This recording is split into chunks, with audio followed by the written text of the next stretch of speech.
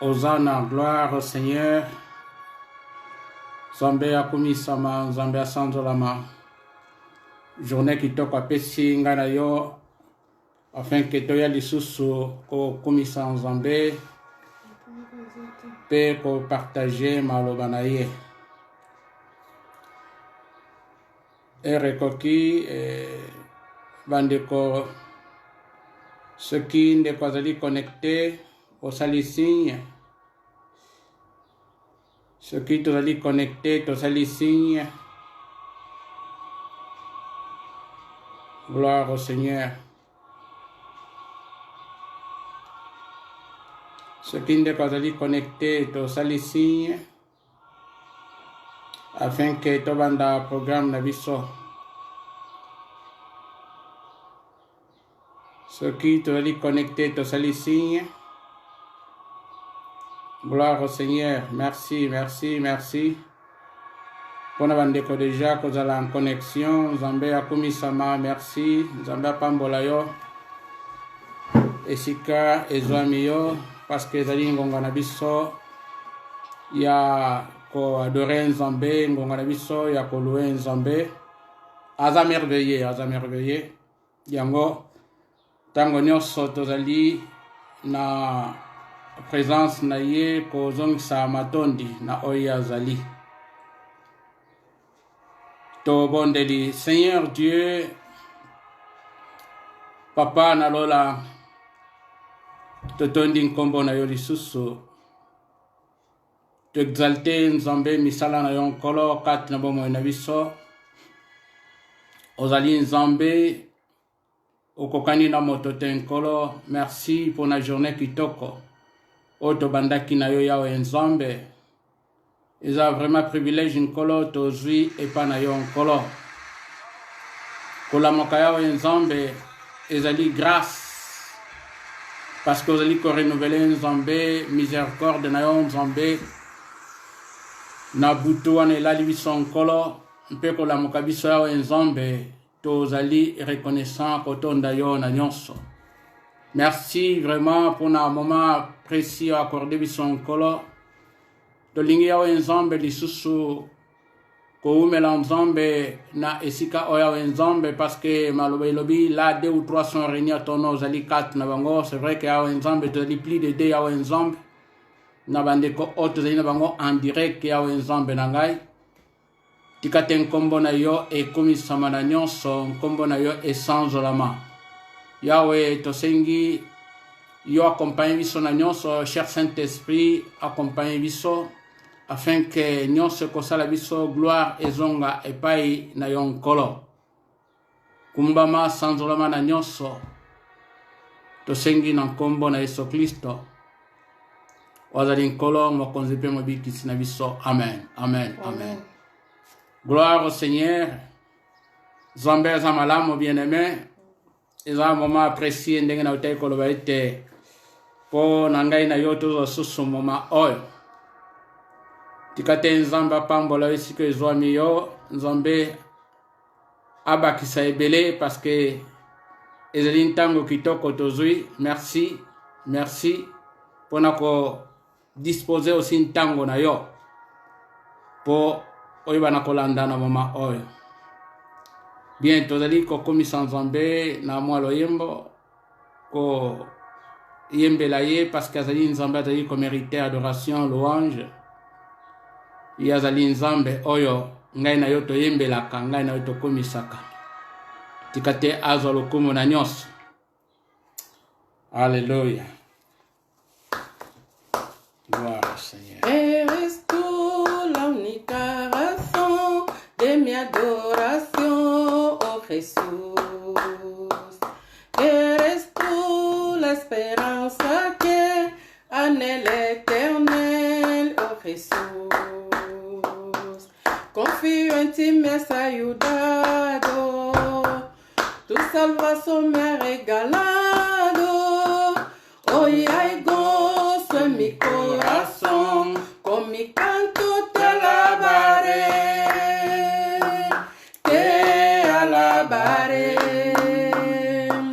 te glorificaré, te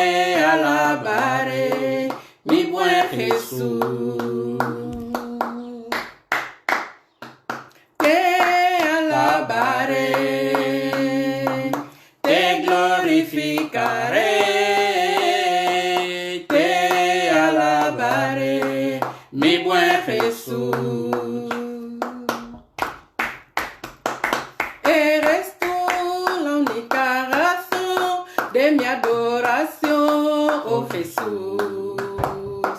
Eres tú la esperanza que anhela eternel, oh Jesús.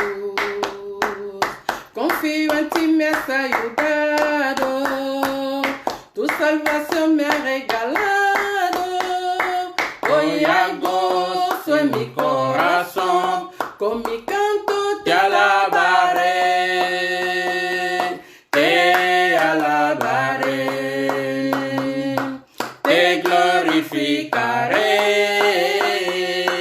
te alabaré, mi buen Jesús.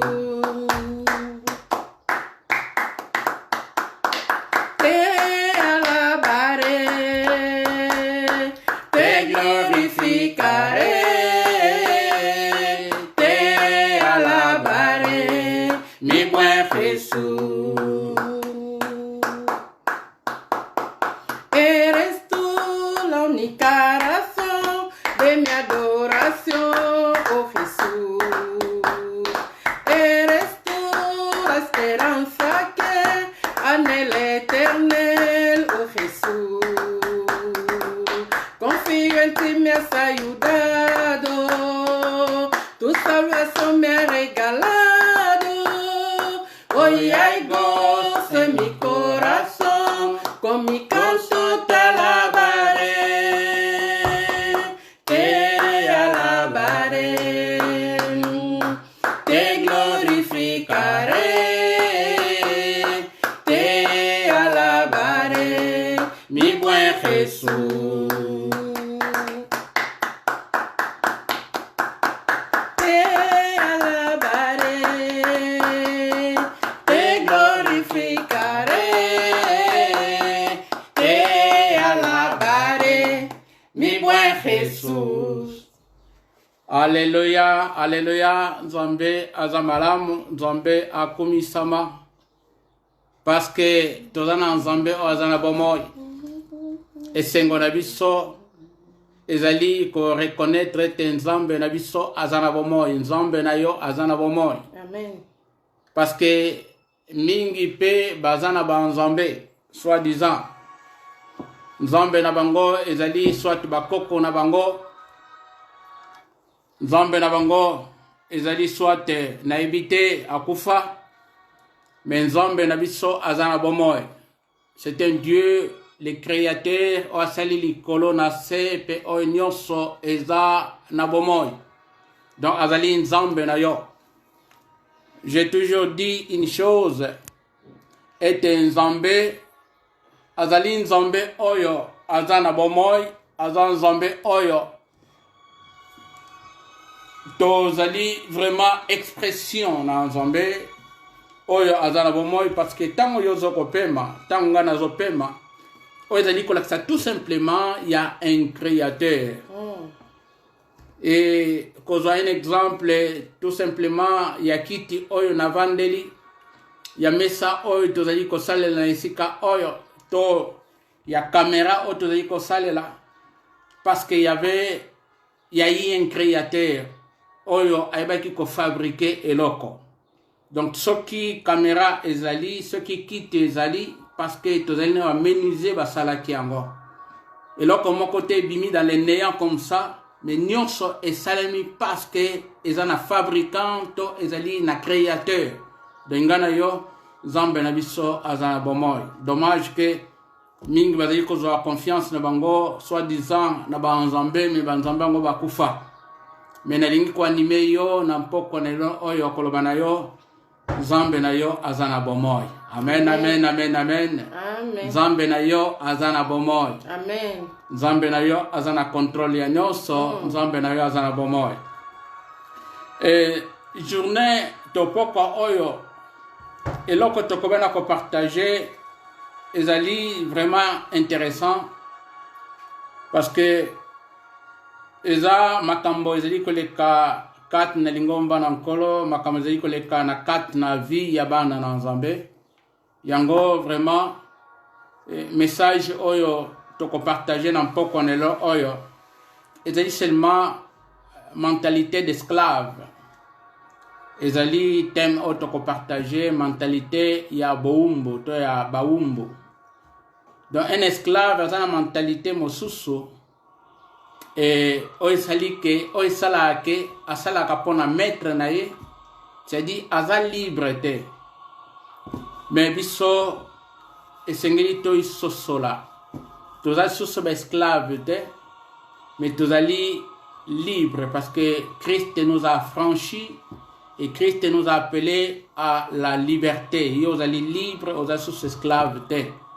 Yango nalingi kosunga moto moko na mpoko na lelo oyo o comprendre concept ya parole de Dieu, o comprendre exactement concept ya sali. Lobiko oyo zwa concept na eza nini tobima na sena boumbo ya masumu tobima na sena boumbo oyo ezali nyonso toyi kobenga oyo nyonso ezali satanique boumbo ya oyo ezali toloba bilakeli mabe tobima na sena boumbo oyo yango tokobana kotanga maloba na Nzambe nalingi kuanime mutu moko na mpoko nelo oyo nase na maloba oyo toko partage Ephésiens chapitre 1 épître à Paul epai ya Ephésiens to epai ba Ephésiens. Gloire au Seigneur. Nalingi ozala anime na mpoko nelo oyo épître à Paul epai ya Ephésiens ekobana kosunga bomoi na yo penza ezali eloko moko puissant. Ephésiens chapitre 1. Oh, gloire au Seigneur. Versets 15 à 17. Ephésiens chapitre 1. Versets 15 à 17. Nalingi olanda na Bible na yo. Gloire au Seigneur. Nous lisons au nom de Jésus. C'est pourquoi moi aussi, ayant entendu parler de votre foi au Seigneur Jésus et de votre charité pour tous les saints, je ne cesse de rendre grâce pour vous, faisant mention de vous dans mes prières, afin que le Dieu de notre Seigneur Jésus-Christ, le Père de gloire, vous donne un esprit de sagesse et de révélation dans sa connaissance. Éternel, une fois de plus, te donne Dieu Papa, merci, cher Saint-Esprit, parce que cette parole est un Nzambe n'évite c'est liyo okoki interpréter parole oyo communiquer à un Nzambe pensée oyo peuple ne singli ko na ko recevoir communiquer yango kati na biso afin que nous la canal instrument Nzambe oyo ko na ko utiliser na mpoko nelo oyo pour ta seule gloire. Amen. Amen. Amen. Bien-aimé, Nzambe apambola yo ndenge na utai kotalisa kati na biso thème toko parler sur la mentalité d'esclave. Yango thème na biso la mentalité d'esclave. Mais toko parler na sous-thème mosusu toko parler sur les dimensions ou les capacités sur l'information et sur la révélation. Donc, ils ont dit sous-thème oyo toko partager na thème na biso principal sur la mentalité d'esclave. Alors, sous-thème toko parler sur les dimensions ou les capacités. Alléluia. Na banzi na texte totangi yango kopesa biso éclaircissement ya eloko toko partager lelo oyo. Mais eza pasi ebana kosala to souci na koyikoloba kati na biso tango teko na kotanga maloba na Nzambe, tango teko na ko sala partage maloba na Nzambe pe koyekola maloba oyo. Mais jusque là et peuple de Dieu avancement ezali penzate na peuple de Dieu. C'est-à-dire, il n'y a pas vraiment une croissance katikati na bana na Nzambe. Et quand il n'y a pas la croissance, et là, il n'y a pas celui que les canavis, il y a des chrétiens. Alors, et là, na zali kolobango, na banzi ezali lisungi pona motomoko na mpoko lelo oyo. Vie chrétienne, ezali entre guillemets église, kokende na église. Mais vie chrétienne, tozali église. Vie chrétienne, tozali temple de Dieu. Yango, eza batem moko na préféra kamin ko parler. Alléluia. Amen. C'est-à-dire, eloko nazali ko na ko trouver to ko kuta na kati na église du Seigneur. Ezali makambo mingi oyo ezali kosala ete bomwana ezali mingi, petitesse, enfantillage eza mingi na kati na lingomba na Nzambe. Alléluia. Amen. C'est-à-dire eza eloko oyo esengeli toloba yango, tosolola yango. Église ekoki ko continuer boyete, tokoki ko continuer boyete na concept oyo tozanango ya église. Et ça concept moko erroné. Parce que l'église c'est-à-dire que ça là effort moko boy. C'est-à-dire tu abandonner et kulus na Yesu Kristo. Tu abandonner effort ya Golgotha ya kulus na Yesu. Kufa na ye na kulusu. Mpe victoire na ye na bakufi to bosani yango. Tu as une chose que Yesu tango akokisi mission na ye na ikulusu. Ye alobaki epai na tata, tout est accompli. Nyonso ekokisami, c'est-à-dire mission o tindaki ngai na sena mabele. Na ye kokokisa yango. C'est-à-dire na mort na Yesu Kristo, la croix de Jésus ezali o esalaki ete ezali accomplissement ya mission, c'est-à-dire ezali prix oyo Yesu ayaki kofuta po na ngai na yo tozwa bolimbisi na masumu. Mais asukaki wana te. Bible lobi na biso akundamaki. Akende kosala nini? En Pierre ezali koloba na biso ye akendaki jusqu'à ses jours de mort. Akendaki na ses jours de mort. Et puis wapi akendaki kosala proclamation ya elonga na ye na ikulusu. Parce que na ikulusu, Colossiens chapitre 2 verset 14 à 15, livre qui est en public, et spectacle et ce Christ de l'équipe publique. Alléluia. Et longa na Yesu Christ de l'équipe publique. Et si kaye a longa qui ba domination, ba principauté, les mauvais esprits a longa qui ba ngona ikulus.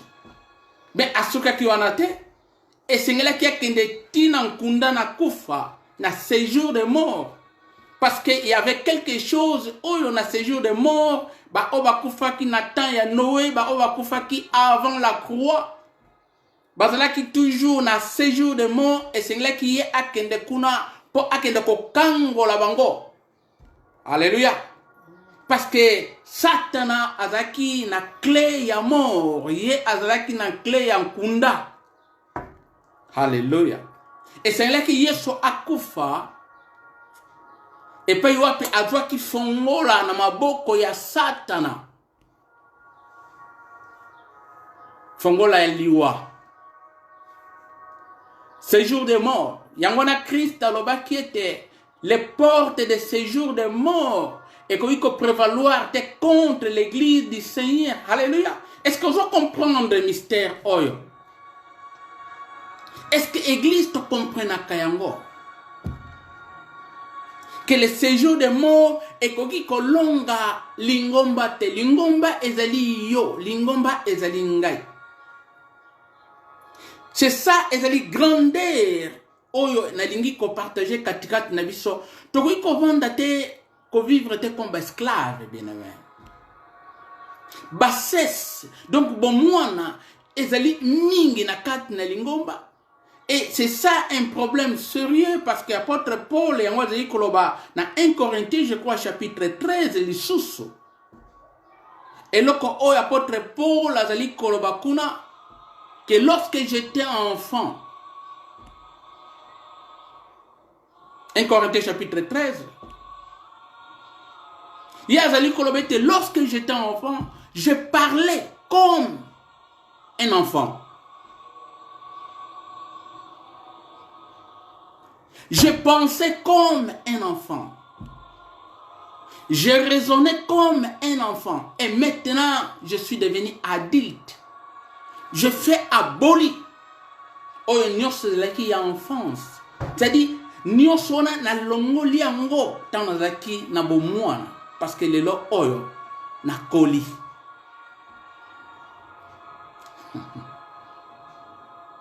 Donc, eloko oyo yango na liko partager na 4 na biso na 4 l'église du Seigneur pour tous na boyebi oyo. Église zaliko bunda, église zaliko sala effort. Église zaliko sala effort. Effort net na mabonde li effort net to sala boy to luka nzambe ya sala na kat na bomo na biso to luka nzambe sala. Mais Yesu asala ki nyonso pona biso afin que biso to kota na grâce wana. To kota na faveur wana. Alléluia. Amen. To jouir nango. Mais le problème est à niveau il y a mentalité. Niveau de mentalité parce que mentalité zanano y esclave net moto nano a joui bon sommité nano a joui liberté te yangona église li ko sala effort bande ko tokota jeune tokota mabonde li ko bonde la ezamalam kokota jeune ezamalam mais ko lukate o réussir to ozwa eloko e pa na nzambe parce que osala effort wana non wana ezali vi na biso bandimi jeûne, prière, méditation à parole. Alors, et là qu'on a dit que l'on a été, na thème na biso all, la mentalité d'esclave, et sous-thème, tu parlais sur 2 dimensions,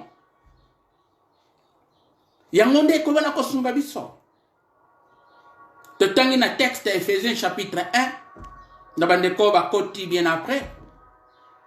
Ephésiens chapitre 1, verset 15 à 17.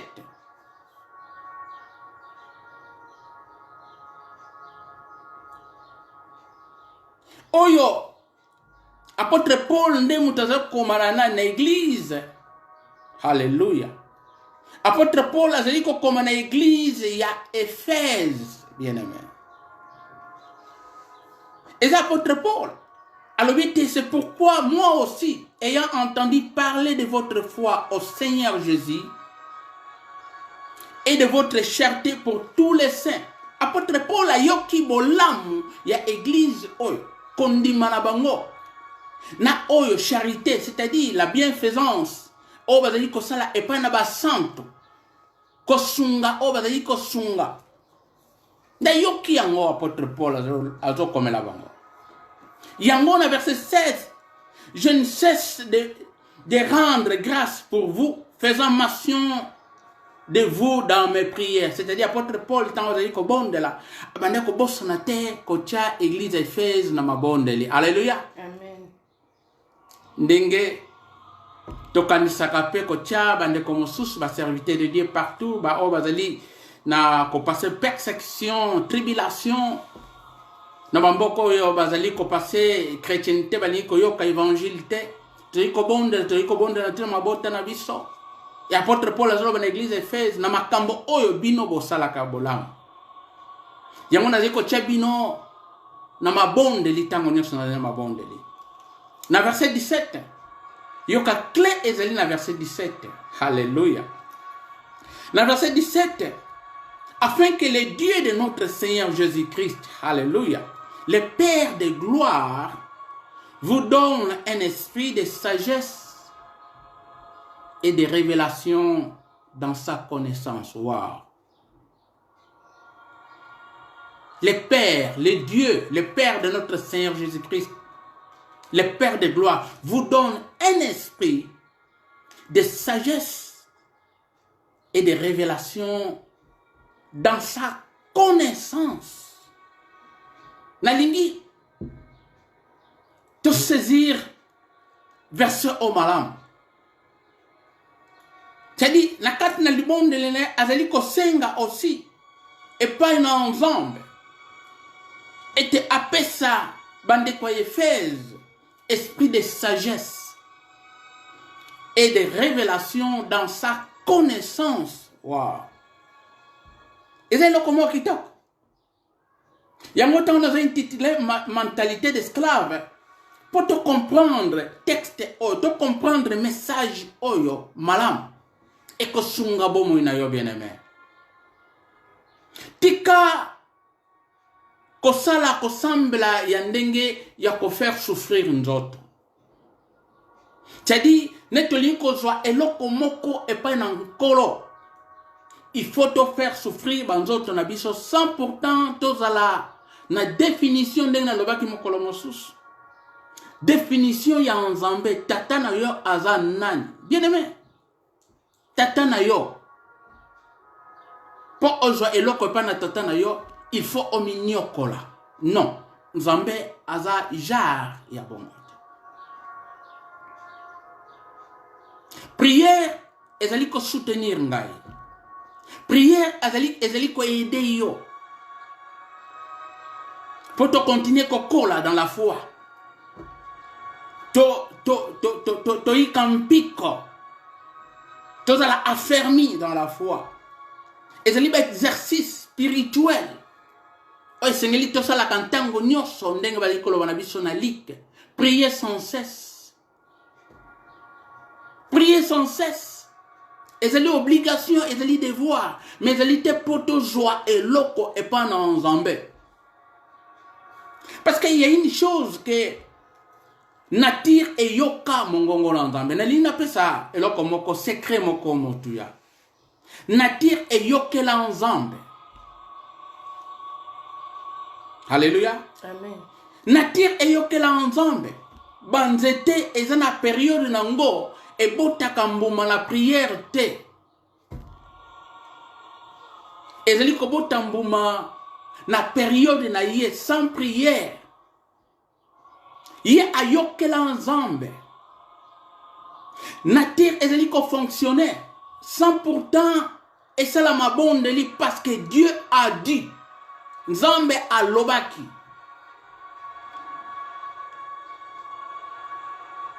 Et bango bazali na écoute rapide. Et biso asali biso na image na ye, na ressemblance na ye bien aimé. Et c'est na lingi comprendre loko oyo.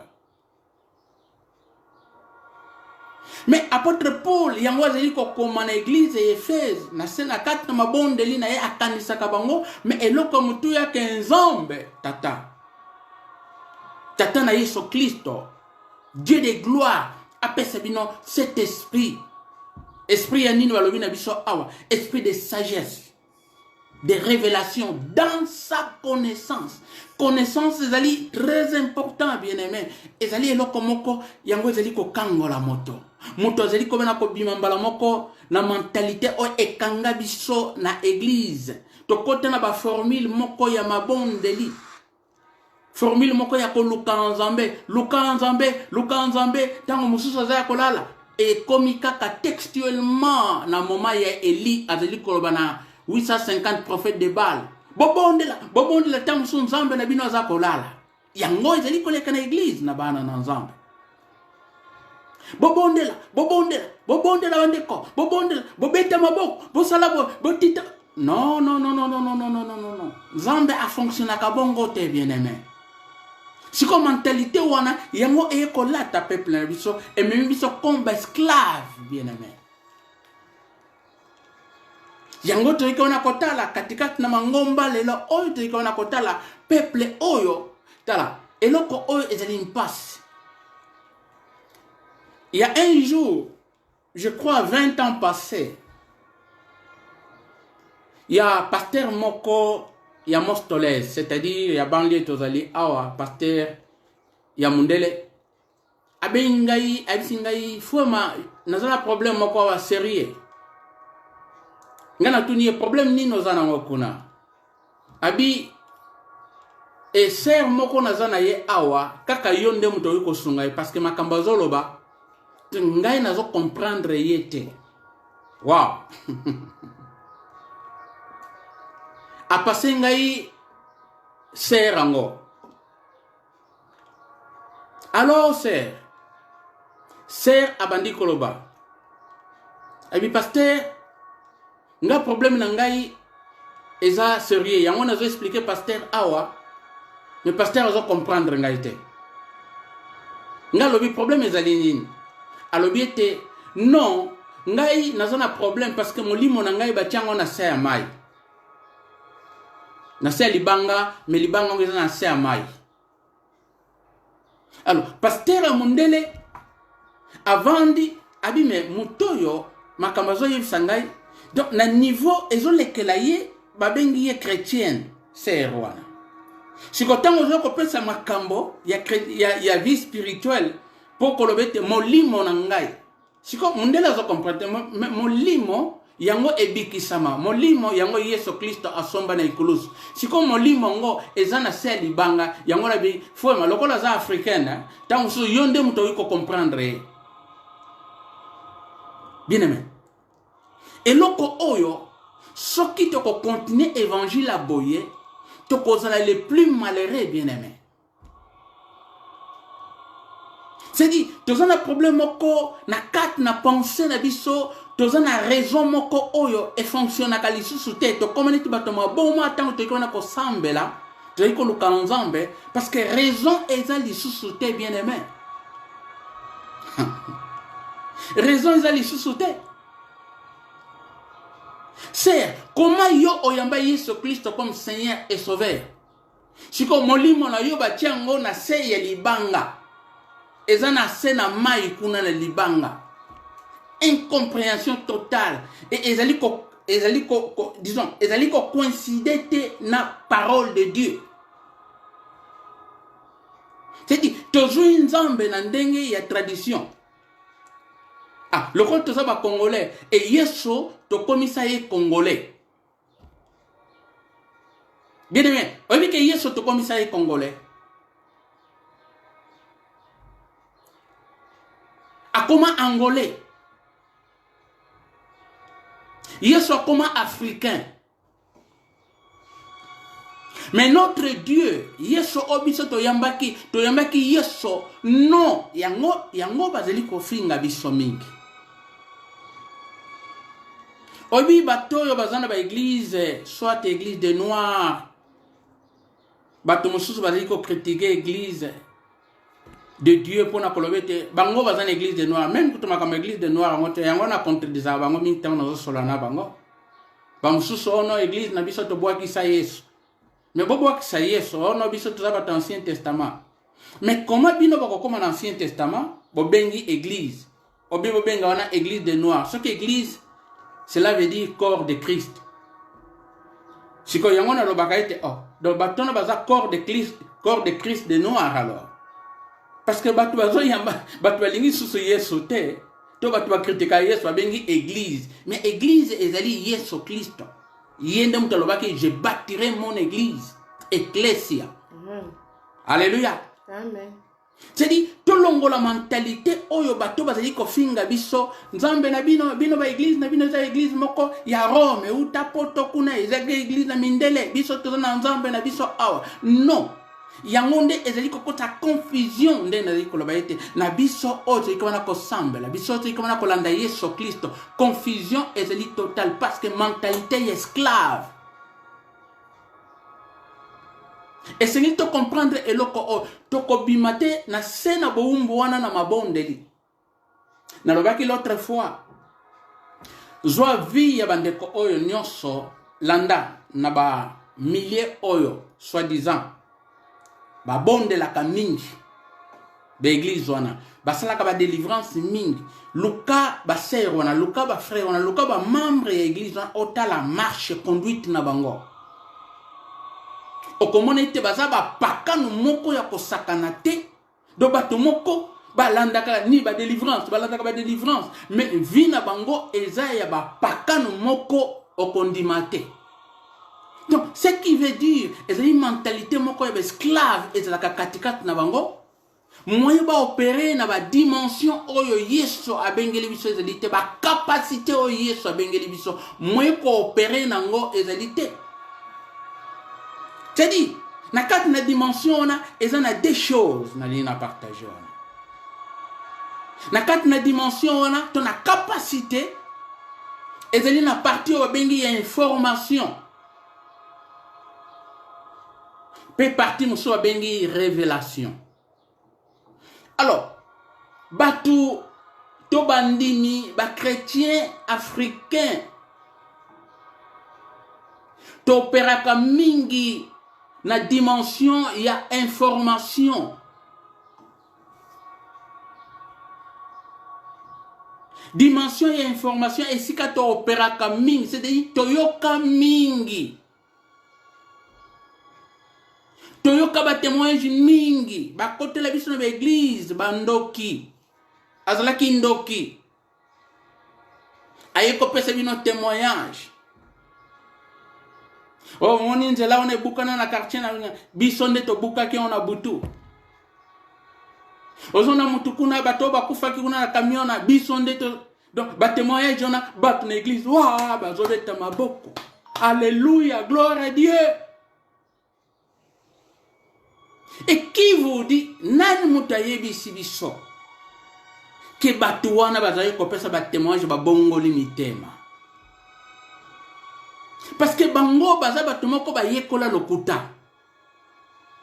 O bazwa ki pa ya père ne bango le diable, le père de mensonge, yango nde baza nango. Qui vous dit que ndoki wana a bongo limotema, atiki makambo na ye. Soka yeko distraire église te. Et lobby Bokomo na yemba la moko akomi pasteur, akomi évangéliste, akomi prophète.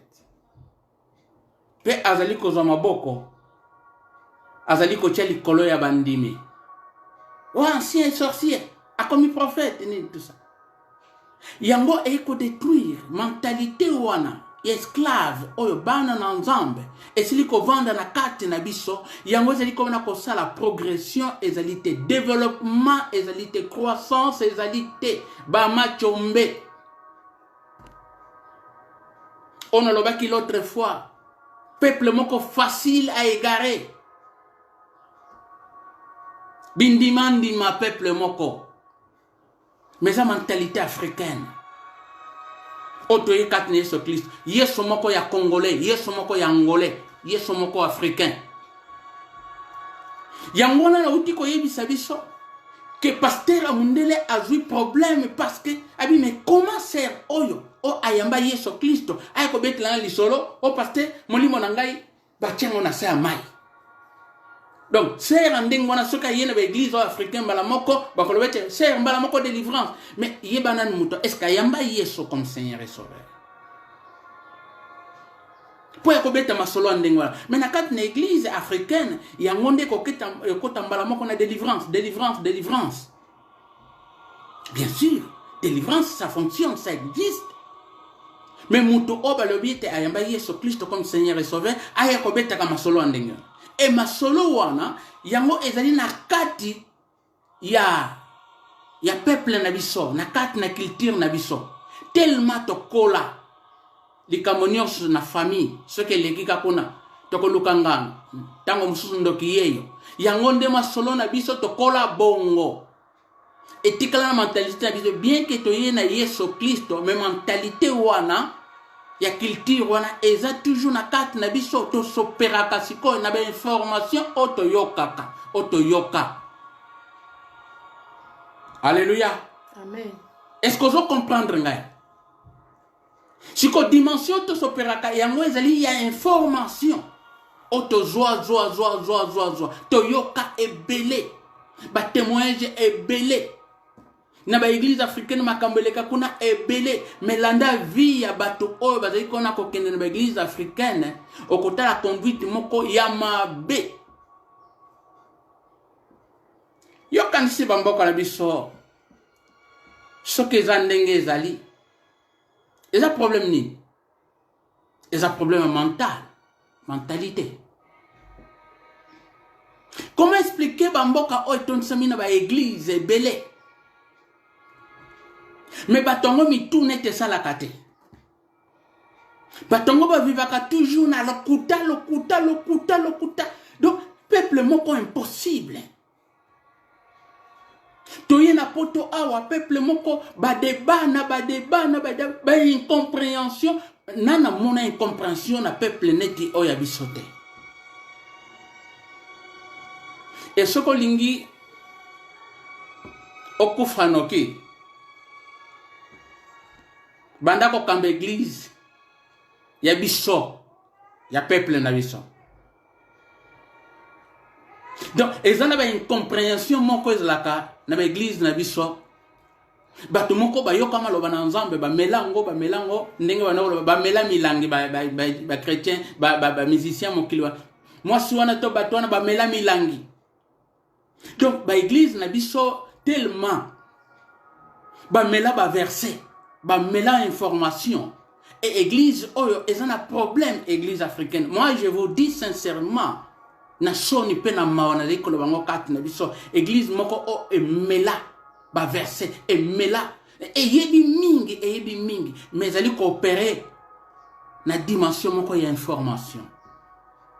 Mais apôtre Paul ali ko ba eloko ya mutu ya na isika oyo azali ko bondela afin que nzambe tata apesa bino esprit de sagesse, de révélation et dans sa connaissance.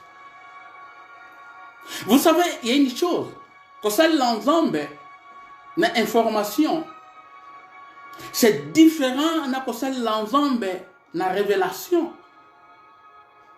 Amen. Amen. Est-ce que mon tomo kwa zolandangai? Amen. Et c'est différent que ça l'ensemble, na information, peut que ça l'ensemble par révélation. Okoki côté ya bien. Okoki ko comprendre, je ne sais pas, comprendre la Bible. Okoki ko tanga Bible bien. Okoki ko sala séminaire biblique, aussi ici, au sali nini biblique, aussi ici au tangi, au yebi de Genèse Apocalypse na mutu na yo. Eschatologie oyebi yango bien, au démonologie oyebi yango bien, angélologie au tangi yango bien. Osana information na kati na yo, mais sans la révélation, Bible le bien mon peuple sans, le peuple sans révélation, et un peuple moko sans frein. Et sa révélation, yango apôtre Paul dit que l'église na Éphèse père dit que senga pas na nzambe. Nzambe pesa bango esprit de sagesse et de révélation dans sa connaissance. Na kat na mozingolo ya connaissance. La connaissance de Dieu ezali ba verset biblique. Verset biblique ezali ko sunga. Mais la connaissance de Dieu ezali la révélation de Dieu na kat na bomo na yo. Quand Dieu est révélé dans ta vie, hein, na vie na ngai soki nzambe a révélé. Et si tu peux comprendre te makambo na nzambe comme nango facile. Est-ce que bon mona diacre oyo Etienne o bazali ko bomana mabanga bien-aimé bazo bamba mabanga Etienne azokufa na mabanga na Actes des Apôtres na chapitre 7 so tangi na verset 50 quelques kuna Bible le biso Étienne, imaginez un peu mutoza na passe douleur wana bazoboma mutu na mabanga. Mais à l'objet, je vois le Fils de Dieu dans le trône et je vois la gloire de Dieu. Amen. C'est-à-dire, na kat na souffrance, mutoza ko kufa amon a vu révélation Christ, la gloire de Dieu.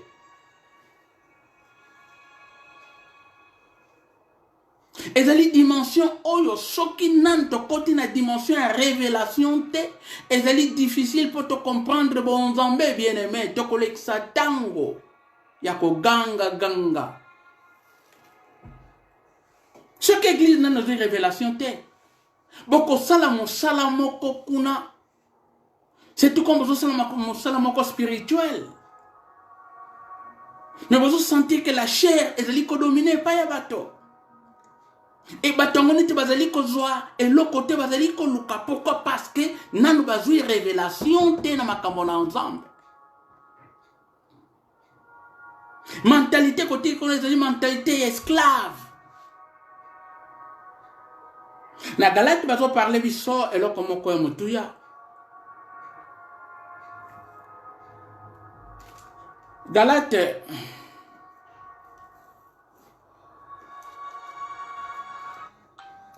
chapitre 4.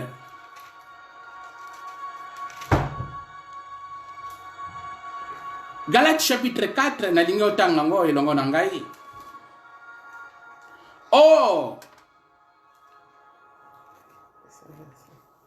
chapitre 4 à partir du premier verset.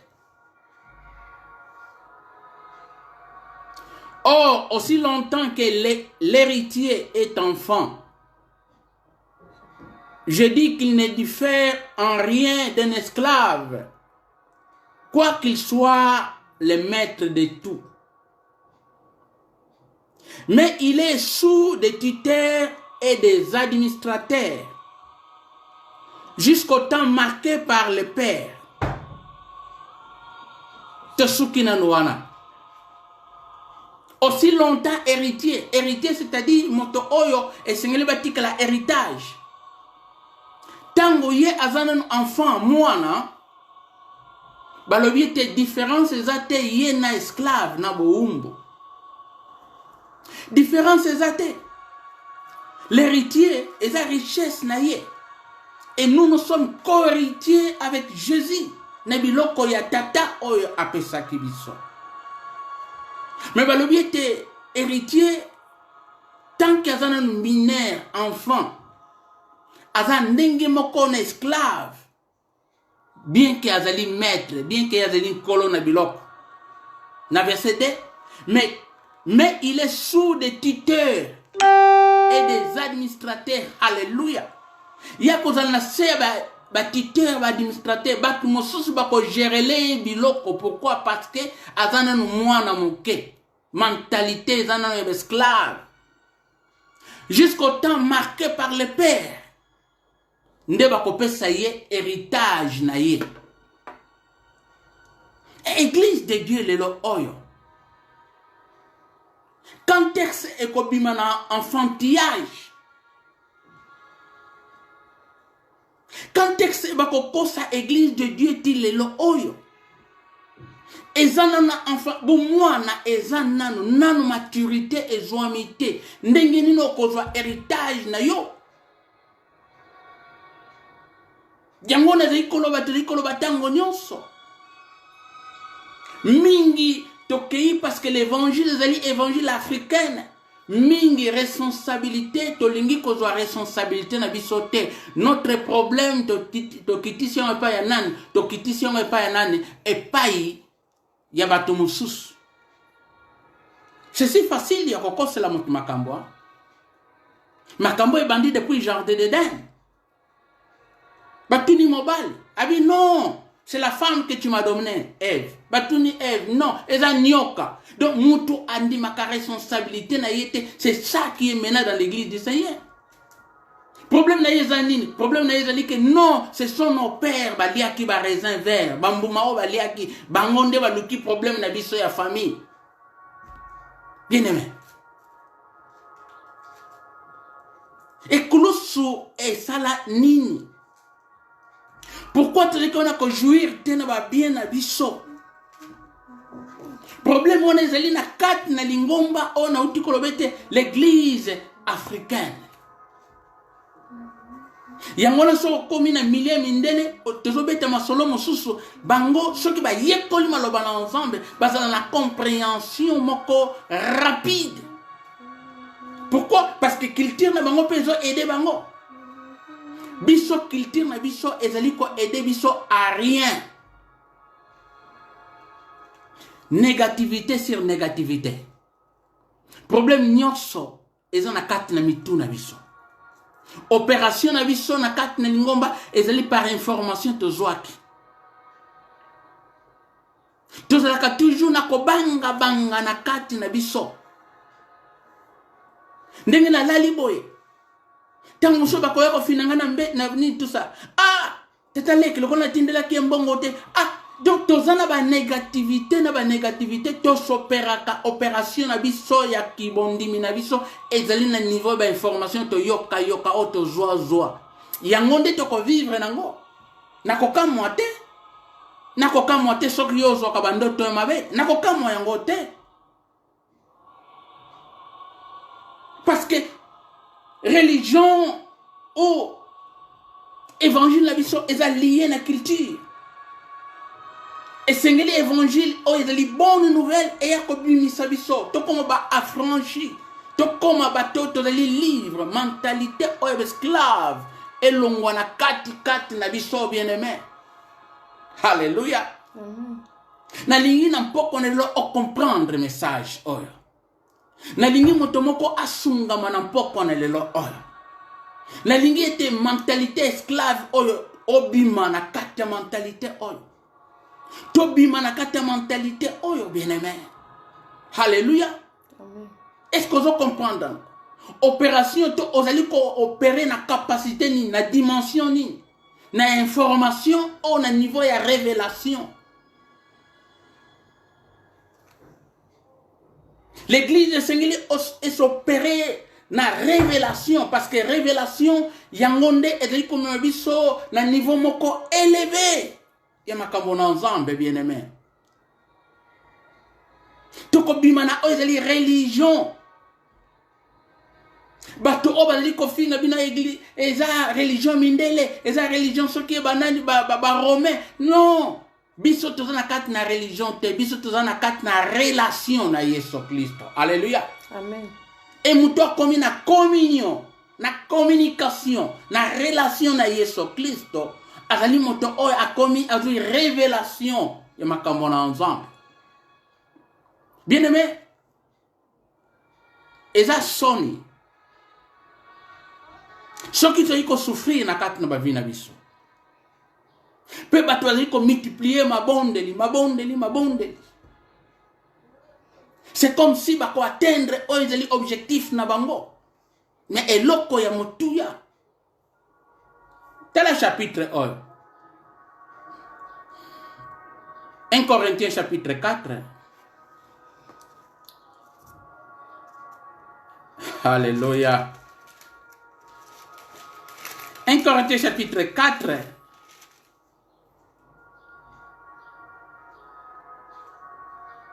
Verset 1. 1 Corinthiens 4, verset 1. Ainsi qu'on nous regarde comme des serviteurs de Christ et des dispensateurs des mystères de Dieu. Alléluia. Alors comme une église à Corinthe, batuba talabiso. Batubamona biso comme des serviteurs de Christ et des dispensateurs, des administrateurs des mystères de Dieu. Bien aimé, yo ozali administrer, ozali ko administrer, ozali dispensateur. C'est-à-dire, moto ozali ko gérer makambo na ensemble. Alléluia. Mais comment akoki ko gérer makambo na ensemble soko ozali ko tambola na dimension, na capacité, information seulement na mutu na yo. Nzambe bayebaka yete na information, nzambe bayebaka ye na révélation. Yango église eza kilo, eza lente. Parce que nanu e comprendre te, nanu e comprendre bozindo ya nzambe te. Bien aimé, le Dieu que nous servons, asali likolo na se, asali nyonso oyo, biloko nyonso ye mutu asali yango. C'est-à-dire biso tozali ba héritier ya nzambe, ba co-héritier na Yesu Kristo na ba bien au héritage o nzambe apesi biso to gérer. Mais comment tu peux gérer biloko ya mindene? Comment tu peux zala ba administrateur, ba dispensateur? Il y a mystère, donc les mystères, c'est-à-dire ma bombe mina nzambe. Ndengeni tu peux gérer encore na mentalité ya ba esclave. Impossible. Comment tu peux gérer biloko na nzambe tant que tu zana nu bana mike? Impossible. Apôtre Paul yango alobi 1 Corinthiens chapitre 13. Lorsque j'étais enfant, je parlais comme un enfant. Je pensais comme un enfant. Je raisonnais comme un enfant. Maintenant, je suis adulte, mature. Je fais abolir. Il faut kolongola makambo nyonso ya bomwana. Makambo nyonso oto zali kosala par information. Église, église, église, église wanguye zate, église, église. Donc bomwana moko ozali kotala ete mais moto aza na problème. Ils ont un problème mental, ils ont dit bon sans que moto ayeba. Ils ont folie spirituelle. Église zanganguya. Église na moni makamba ezo simbate kastambolat bima isika oyo sambelaka yoko koma pèlerin spirituel kende kotambolaka tambolaka esika pe kokende kuna okomona eloko te meko yako kosa bata koto makambo eza eloko te. Pourquoi? Parce que oza enfant oza mwana problème ezali problème ya église te. Problème ezali problème ya yo héritier ozali ko yeba ko gérer biloko te nzambe apesi ngai na yo. Alléluia. Amen. Est-ce que mutu moko oza comprendre ngai? Les enseignements moko pété facile à comprendre. Et ça pété. Toza ba gérant. Est-ce que tu peux comprendre ce que Dieu a fait? Yango azali ko comme par exemple l'église na Colosse na chapitre 1 kuna 12 à 13. Que la grâce soit rendue au Père.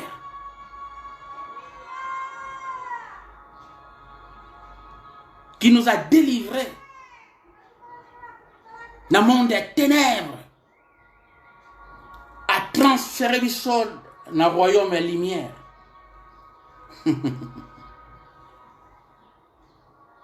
Donc, Tolongwe, il y avait un transfert. C'est ça le transfert bancaire. Mbongo longwa eke wa peke na États-Unis, mbongo longwa eke na Suisse, mbongo eke na Angleterre, mbongo longwa eke na France. Transfert par transfert, virement. Na mise au monde na terre, opération bancaire. C'est-à-dire, tolongwa ki na royaume na ténèbres, tolongwa na ténèbres. Et si ka yeso akendaki kozwa clé, et si ka yeso akendaki kolonga.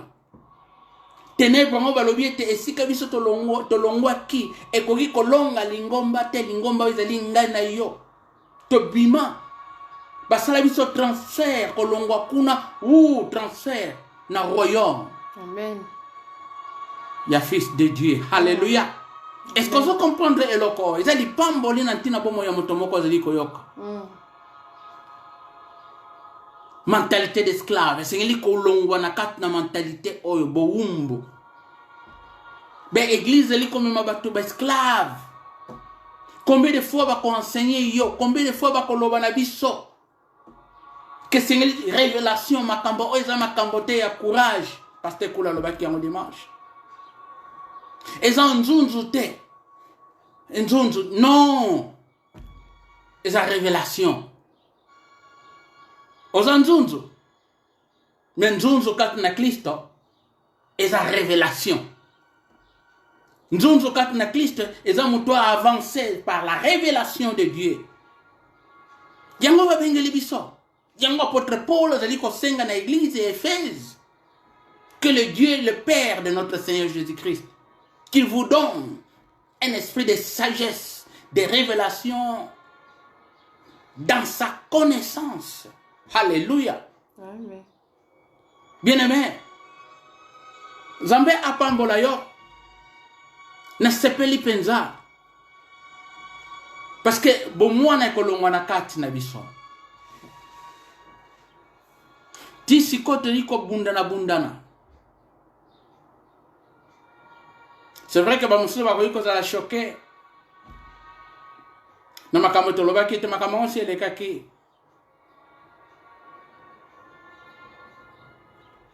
To lobaki oyezalaki na ntina ya ba message prophétique ba yelaki biso. Ya ba date si elekaki ya ba le date le 8, date le 10. Tozeli ni molili ekoteli biso. Tisikope pape atikale kolobelo kote konyokola pape penza koyokisa bato kokosela bato penza le pape lobaki le 14 kotanga tangi yango te. Mais comment tolingi kokosa boy? Que l'esprit de Dieu m'a dit. Bandit, voyou, spirituel. Pour le Saint-Esprit, l'esprit de sagesse, cet esprit-là, le Saint-Esprit, tu vois c'est là, molimo mo sainteté. Zombe alingi des gens sérieux dans la vie. Bato o bazui révélation makamona ensemble. To yako kota te makamona ensemble, neti makamomoko wenze moko boy pour to bandi. Ah non, makambona eza makamoko sérieux. C'est notre vie. Et c'est tout le monde a quatre mentalité d'opérer dans la dimension et la révélation.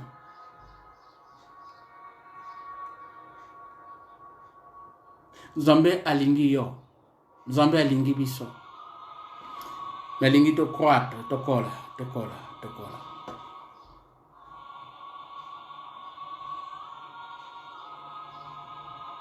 Même moi na muke. Ce gars yeli yo, moi na 8 ans,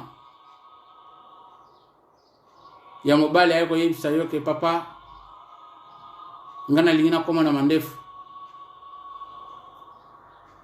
Nyako yebisa ye zela, yango moko yako ya.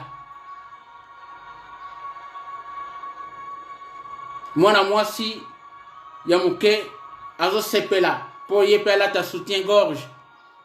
Il y a 8 ans. Obo sombela nga soutien-gorge. Bako sombela yete. Jusqu'à ce que akokoma mature. Yango moko yoko bima. Bongo bako mona yete valeur yako somba soutien-gorge.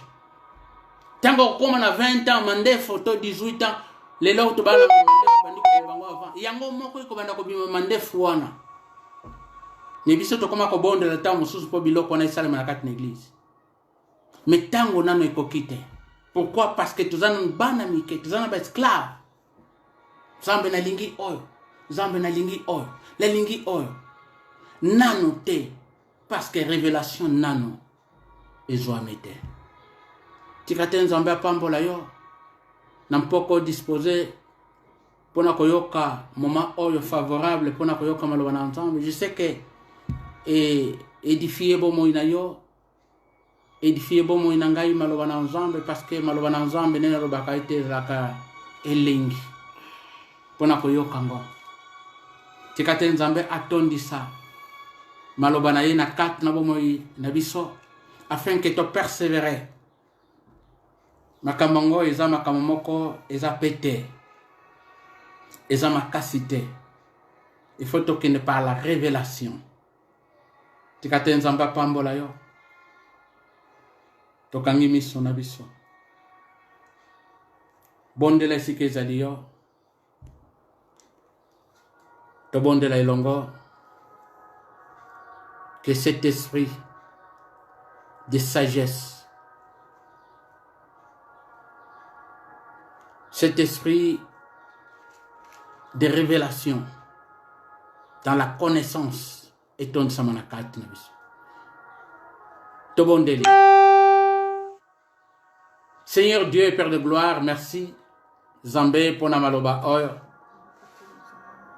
Papa, yo pesi yawe nzambe moma auto partager maloba yango. Tolinko loba d'abord, merci Saint-Esprit. Pona kosunga biso. Parce que yonde ozali l'esprit qui peut interpréter la parole. Merci pour l'interprétation.